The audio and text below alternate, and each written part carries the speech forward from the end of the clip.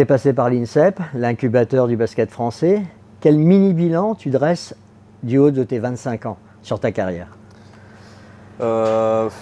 Très mouvementé, hein, comme tu as pu le dire. Franchement, le bilan que je tire jusqu'à là, c'est que j'ai pas abandonné mes rêves, on va dire.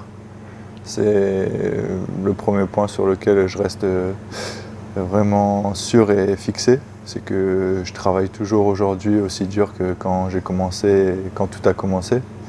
Et c'est pour ça que, on va dire que là, pour l'instant, j'ai avancé doucement mais sûrement. Ouais. Mais tes rêves, ton grand rêve, c'est quoi alors, quand tu parles de rêve? Mon grand rêve et tout, en vrai, c'est assez personnel, mais c'est vraiment d'aller chercher le plus haut niveau possible.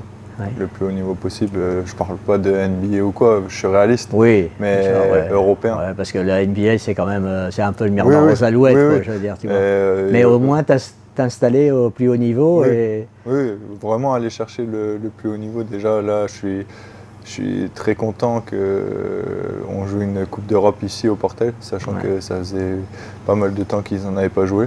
Ça veut dire que je suis parti aussi avec Diguet, des incubateurs qui ont fait qu'on est revenu à ça. Comment, dans la saison dernière, tu as vécu le départ de joueurs majeurs après une saison mémorable, justement? Est-ce que c'est compliqué? Tu te dis, oh là là, parce que vous aviez commencé par un 0,5 quand même. Il faut avoir tout recommencer, c'est pas évident. Oui, c'est pas...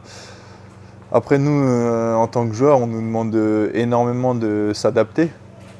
Donc c'est ça je dirais, notre faculté première, c'est essayer de s'adapter à tout genre d'environnement. Et là, le fait de reconstruire une équipe, c'était compliqué parce que oui, franchement, je ne vais pas vous mentir, la cohésion et l'ambiance qu'on avait réussi à créer sur la saison dernière, si le groupe serait resté intact, ça serait beau.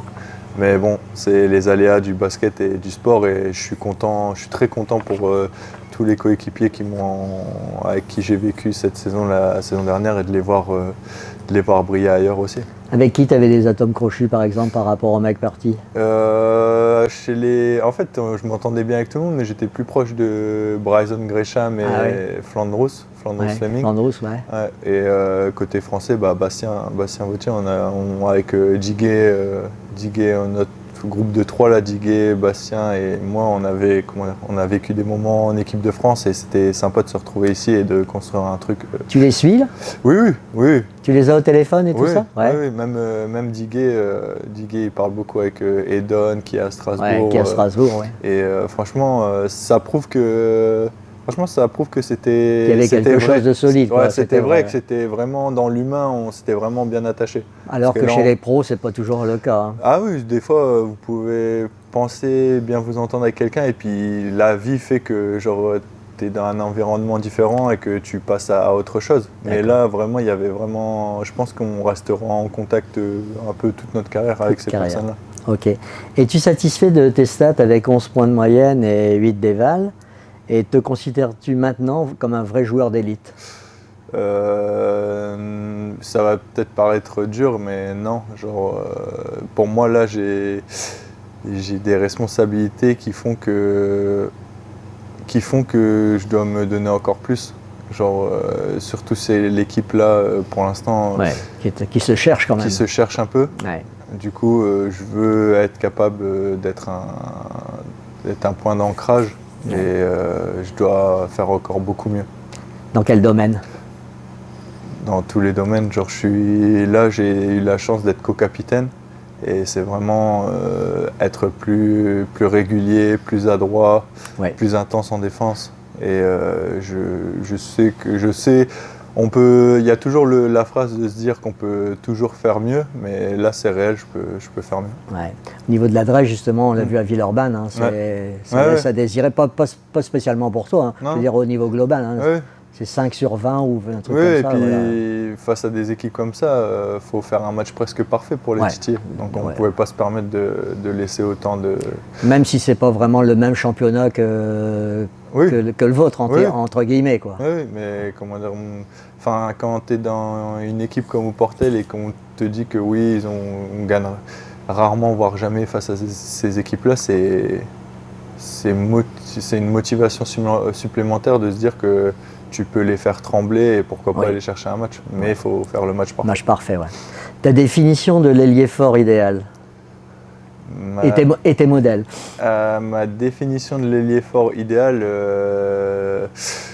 c'est quelqu'un qui est capable de shooter à 3 points, qui est capable de driver, qui est capable de faire du post-up. Et Dieu merci, j'ai envie de dire, parce que quand je suis arrivé ici, j'étais vraiment... on disait oui, il est capable de mettre à 3 points. Mais Eric, là-dessus, je le remercie vraiment beaucoup. Il a vraiment cherché à développer ce côté-là chez moi.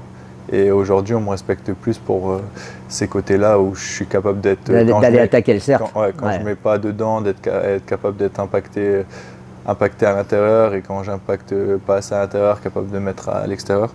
Et le meilleur exemple, moi je regarde Sacha Vezenkov qui est à l'Olympiakos. Mais il y en a beaucoup de très très bons chez les basketteurs français. Là, il y a Gershon Yabusele qui est pour moi l'archétype de l'ailier fort. Le poste 4, tout à fait, le meilleur poste 4 européen sûr du monde presque, parce que genre sur les Jeux Olympiques, pour moi, ça a été le meilleur poste 4. Après, il y a forcément les joueurs américains qui jouent sur le poste 4, des fois Joel Embiid, des fois LeBron, tout ça. Mais là, pour moi, vraiment un gars qui vraiment... Après, moi, par exemple, je me base plus sur Sacha Vezenkov qui a plus mon profil de ton physique profil de jeu, que Gershon qui a vraiment... Oui, toi, tu es plus longiligne quand même que lui. Qui est vraiment un don de la nature. Un don de la nature, Est-ce que tu es plus NBA ou Euroleague ? Les deux. Je suis la NBA parce que là, il y a le petit frère de mon meilleur pote qui s'est fait drafter par New York. Du coup, je vais essayer de le suivre et le regarder un maximum, mais beaucoup plus l'Euroleague. L'Euroleague, parce que c'est un championnat auquel j'aimerais peut-être un jour avoir la chance de jouer. Du coup, je regarde beaucoup. Ok. L'Europe, la Coupe d'Europe, c'est important à tes yeux ou est-ce que ça peut être dangereux pour le championnat quand tu es au Portel ? Non, dangereux, je pense pas, parce que je pense que ça peut nous servir d'aller chercher de la confiance en plus. Vous savez, en tant que joueur, des fois, quand vous faites par exemple des contre-performances, genre la semaine c'est dur, genre vous y pensez, tout ça. Là, on n'a pas le temps de gamberger. On n'a pas le temps de réfléchir. C'est genre on passe direct au match suivant. Et je pense que ça peut nous permettre aussi, pour les Américains et même pour nous les Français ou même Christers le Letton, de se voir aussi, de voir à quel niveau on se situe au niveau européen. D'accord. La saison, le BCM l'a très bien démarré, vous moins. Sur quoi il peut jouer l'Opalico selon toi ? L'intensité. Ouais, l'Opalico, moi pour l'instant les Opalico que j'ai vécu, c'est vraiment, ça se gagne, c'est vraiment, il n'y a pas vraiment les résultats du championnat ils comptent plus. Non. C'est vraiment... c'est une parenthèse. Oui, voilà, c'est vraiment celui qui en voudra le plus qui sera gagnant. Il faut le jouer comme la première mi-temps à Villeurbanne. Oui. C'était une belle référence quand même. Ouais, franchement, on était bien. C'est dommage que... Tant en défense qu'en attaque. Ouais. Après, comme je dis, c'est des pics positifs. Genre, faut qu'on se base là-dessus et qu'on essaye de le créer et de le faire sur 40 minutes. Ils sont plus, plus constants et ils sont peut-être plus homogènes que vous pour l'heure quand même. Après, vraiment, c'est une équipe qui a su garder pas mal de 70% des joueurs. Ouais, de joueurs. Ils ont même su garder des Américains qui étaient là, Chris Babb, Hadji. Et ça sert, hein. Ça sert parce que genre, tu sais ce que le coach il veut de toi, tu sais ce que l'équipe, sur quoi elle va se tourner comme l'an dernier, comme vous jouiez vous l'an dernier. Vraiment. Un petit retour sur ton titre de champion d'Europe, tu y repenses souvent ? J'y repense quand je vois des gars avec qui j'ai été champion d'Europe que tu croises réussir, que je croise ou que je vois un peu sur les réseaux qui sont en train de réussir aussi dans leur carrière.